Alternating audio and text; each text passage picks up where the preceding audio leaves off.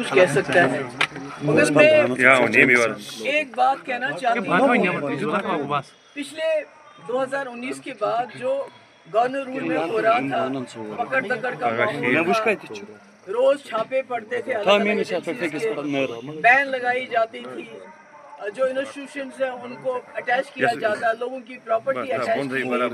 کی، یعنی جموں کشمیر میں ایک سرولنس چل رہی تھی، کوئی بات نہیں کر سکتا ہے، کوئی کچھ نہیں کر سکتا ہے، تو اس وقت لگتا تھا کہ یہ بڑا ایب نارمل ہے، یہ کیا ہو رہا ہے۔ مگر عمر صاحب نے جو سب سے بڑی سروس کی بی جے پی کی، جو ابھی تک لوگوں کو لگتا تھا یہ کیا ہوا، ملازموں کو نکال کے لوگ بولتے تھے کیوں نکالا، عمر صاحب نے اس کو نارملائز کیا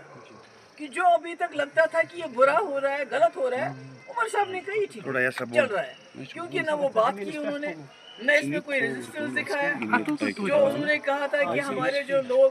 ہزاروں کی تعداد میں باہر جیلوں میں ہیں ان کو ہم لیگل ایڈ دیں گے، نہیں دیا۔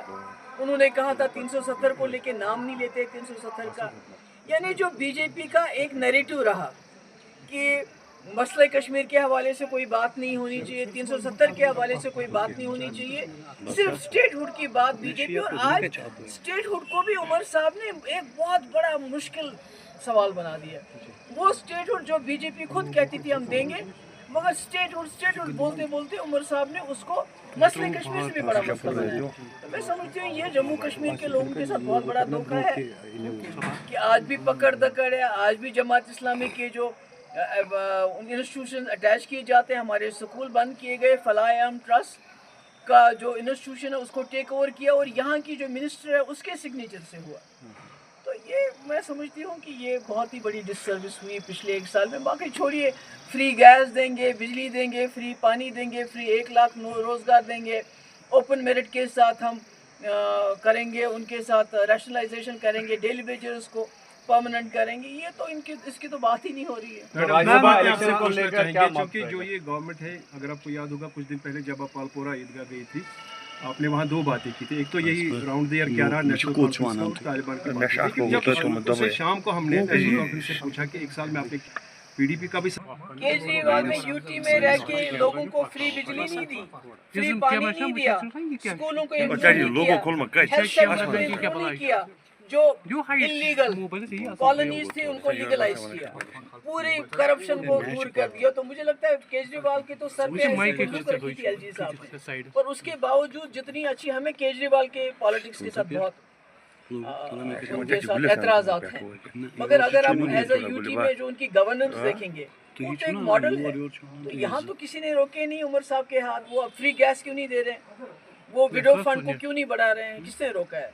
وہ فری پاور کیوں نہیں دے رہے ہیں، پانی کیوں نہیں دے رہے ہیں، روزگار کیوں نہیں دے رہے ہیں، جو ریزرویشن پہ انہوں نے کمیٹی بنائی اس کی رپورٹ عام کیوں نہیں کر رہے ہیں۔ میرا خیال میں یہ زیادتی ہے، یہ کہنا کہ ہمارے پاس اسٹیٹ ہوڈ نہیں ہے، وہ ایک میرے خیال میں بہانہ ہے۔ موقف رہے گا پی ڈی پی کا، جس طرح سے سجاد لون صاحب نے جو ہے اریسٹنگ کرنے کا جو ہے اعلان بھی کیا۔ دیکھیے فاروق صاحب نے مجھے فون کیا، انہوں نے بولا کہ ہمیں سپورٹ کی ضرورت ہے،